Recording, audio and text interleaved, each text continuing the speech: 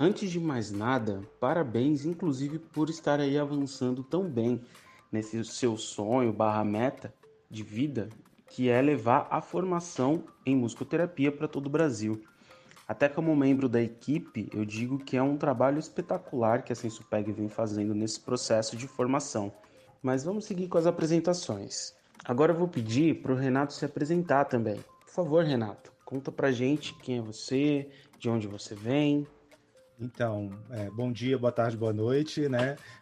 Meu nome é Renato Tocantins Sampaio. É, não é combinado aqui, mas eu sou de Belém do Pará, quase vizinho lá de Santarém, né? Nasci lá, mas fui adolescente para São Paulo, né? E então eu fiz a minha formação em musicoterapia em São Paulo. Não cheguei a ser aluno da Maristela, mas fui aluno quando ela era coordenadora do curso, né, que eu graduei. É uma honra, um privilégio tê-la conhecido e ter estudado sobre a coordenação dela, né, e depois ter também feito tantas outras coisas juntos que aí ao longo da conversa a gente coloca, né. A minha formação em musicoterapia foi em São Paulo, né, na faculdade Marcelo Tupinambá, que hoje não existe mais. Não sei, eu tenho alguns marcos assim na minha vida, né? E eu fui da última turma que se formou pela Marcelo Tupinambá, né? Fui da turma do apagar a luz, fechar a porta, baixar o portão, essas coisas tudo, né? E, mas até para chegar na musicoterapia também, apesar de ter sido a minha primeira graduação completa, né? O caminho foi bastante tortuoso. Eu estudo música desde pequeno, né? Comecei a estudar música na época que eu morava em Belém ainda. Comecei a estudar piano, aquela coisa de musicalização, mais instrumento. Comecei a estudar piano com 6 anos de idade e tal. E aí, quando foi terminando, estava lá no final do ensino médio, estava aquela história de o que é que eu vou fazer da minha vida, né? Enquanto profissão, né? Para onde que eu vou, tal. E eu queria fazer alguma coisa ligada à música, mas eu não queria exatamente fazer uma formação de bacharelado em música ou alguma coisa do tipo, né? É, e aí eu acabei, por conta da música, indo parar na engenharia de eletricidade, né? Porque assim, era o mais próximo que eu vislumbrava dessa coisa de trabalhar com estúdio, trabalhar com gravação e coisas do tipo. Na época, não havia em São Paulo nenhum curso de engenharia de gravação, de engenharia de som, nem nada do tipo. Que era o meu desejo inicial, né? E aí eu fiz há 3 anos do curso de engenharia, até que eu descobri a musicoterapia e eu falei, é isso que eu quero, né? É isso que eu quero. Larguei a engenharia, fui fazer a graduação em musicoterapia e, ao mesmo tempo, eu comecei também a fazer uma graduação em música, né? Eu comecei a fazer a musicoterapia no período da noite, fazia o curso de composição e regência no período da manhã e trabalhava à tarde. E estagiava, enfim, milhares de coisas aí ao mesmo tempo, né? E quando eu terminei a graduação em musicoterapia, né, 4 anos, eu percebi que o curso de composição e regência tinha sido maravilhoso até ali, eu tinha aprendido muito, mas que eu não via muita possibilidade de casar, né, uma possível atividade profissional como compositor ou regente como musicoterapeuta. E aí eu acabei mudando o meu curso de música para licenciatura, né? E então fiz mais um ano para poder, né, fechar ali o curso, as disciplinas necessárias para concluir o curso de licenciatura. E nesse período, então, eu terminei a musicoterapia, estava ainda no último ano da licenciatura, já comecei a trabalhar na PAI em São Paulo como professor de música, e aí eles me chamaram para ser professor de música, mas por eu ter também o título de musicoterapeuta, então eles consideraram ali dentro do processo seletivo, né, que houve outras pessoas, que eu, por ter essa dupla formação, talvez eu tivesse um pouco mais habilitado, digamos assim, para poder desenvolver aquele trabalho, né? Então, de um certo modo, que nem a Maristela, durante algum tempo eu trabalhei com educação musical, ao mesmo tempo, digamos, num determinado período do tempo, do dia, e outro período do dia eu trabalhava como musicoterapeuta, né? Meu trabalho clínico como musicoterapeuta foi muito sempre voltado para crianças, né? Trabalhei com crianças com alterações do desenvolvimento, trabalhei com musicoterapia hospitalar com crianças, trabalhei na área de psiquiatria infantil, trabalhei na área social com crianças, enfim, sempre muito voltado aí para esse público. E depois, assim, ao longo do caminho, fiz meu mestrado em comunicação e semiótica na PUC em São Paulo, Fui convidado pela Maristela para poder trabalhar como professor, então, na época, na Faculdade Paulista de Artes, e comecei a trabalhar ali como docente. Então, já se vão aí mais de 20 anos de prática clínica, mais de 20 anos como docente também na área de musicoterapia, né? E depois fiz meu doutorado, né, em neurociências na UFMG, onde eu estou desde 2010 também como professor, né, concursado para a graduação em musicoterapia aqui na UFMG. Então, é isso, basicamente, né? Maravilha.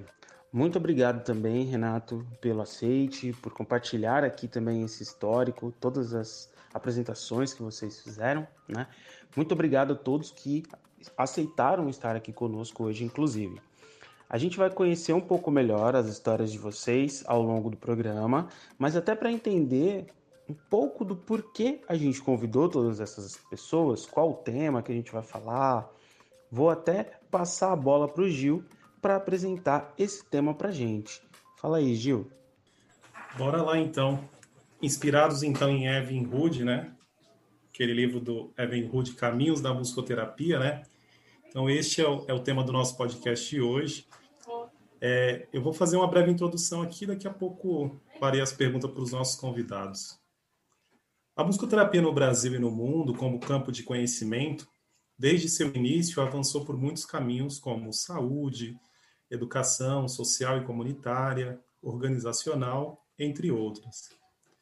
Neste quase meio século de musicoterapia no Brasil, tivemos muitos avanços com a criação de cursos de graduação, de pós-graduação, a realização anual de eventos de pesquisa em musicoterapia, o aumento no número de mestres e doutores, o reconhecimento da musicoterapia nos sistemas de saúde e de assistência social, a consolidação da UBAN, né, que é a nossa associação máxima em âmbito nacional, né, na perspectiva de fortalecer as ações das associações estaduais e tantos outros, né, tantos outros avanços. Ainda há muitos caminhos, né, a serem percorridos. Talvez o maior deles que está bem aí à nossa frente é o da regulamentação da profissão, né? Além de outros desafios que a nossa área de conhecimento também está em constante desenvolvimento, né? Mas antes de fazer as perguntas aqui, eu achei interessante que os nossos convidados, todos eles falaram de um lugar comum, né? Que é o lugar de estudante, né?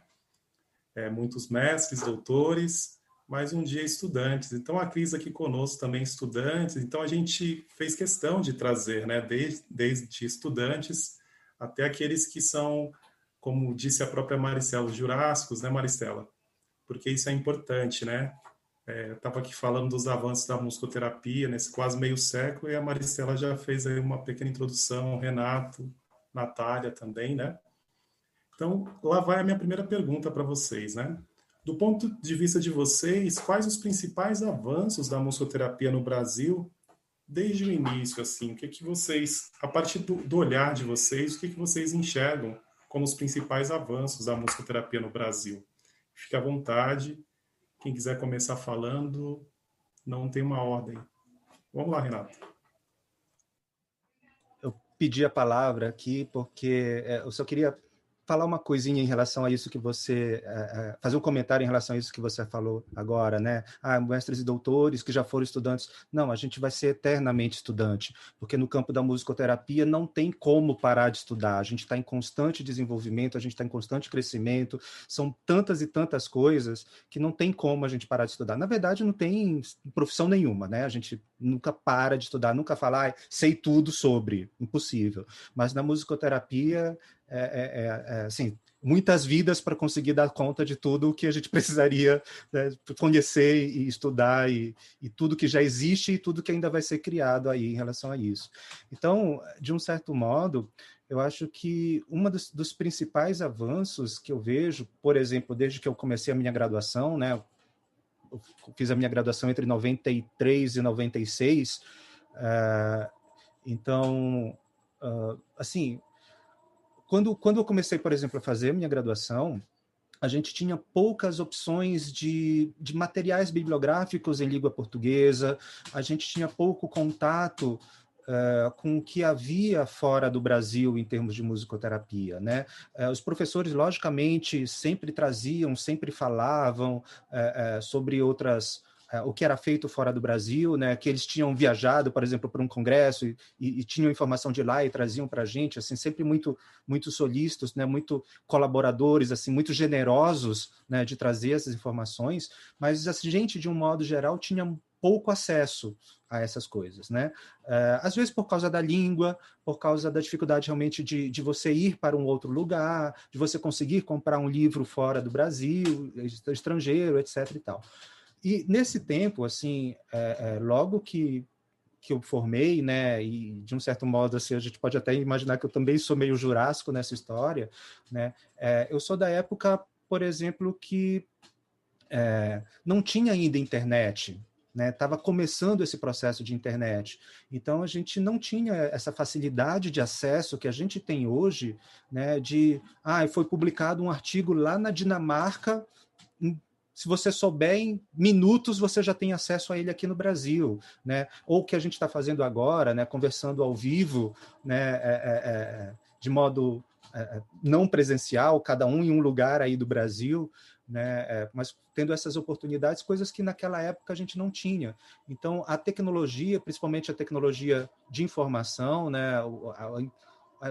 A viabilidade da gente ter computadores, de ter a internet, de ter sei lá, o celular, o WhatsApp, etc., tudo, trouxe uma modificação muito grande na forma da gente pensar, porque a gente começou a ter acesso a coisas que eram feitas ao redor do mundo, né?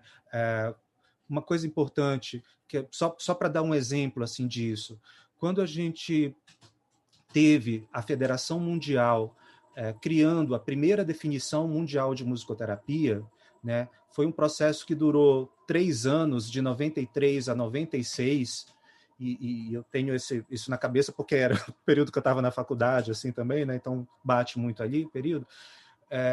E foi uma comissão que eles trabalhavam por carta. Então, uma pessoa escrevia uma ideia aqui, mandava por carta para outras pessoas para o outro lugar do mundo, levava 2, 3 meses da carta para chegar, aí o outro refletia, escrevia mensagem, mandava para todo mundo de novo. Um processo extremamente complexo, né, para você pensar uma equipe de alguns poucos musicoterapeutas, menos de 10 aí, né, trabalhando nessa primeira definição sobre o auspício aí da Federação Mundial de Musicoterapia, a dificuldade que era naquela época você conseguir estabelecer essa comunicação, né? Hoje em dia essa comunicação é muito fácil, para o bem e para o mal, mas assim, ela é muito fácil, né? E isso é uma gigantesca transformação, né? Coisas do sentido de você ter acesso a todas essas informações, e não só aos textos. Hoje a gente tem muito acesso a gravações, a entrevistas, a podcasts, a vídeos no YouTube e outros lugares, né? Então, a gente tem acesso a muito mais coisa do que a gente tinha antes. Isso também faz com que a gente consiga produzir mais,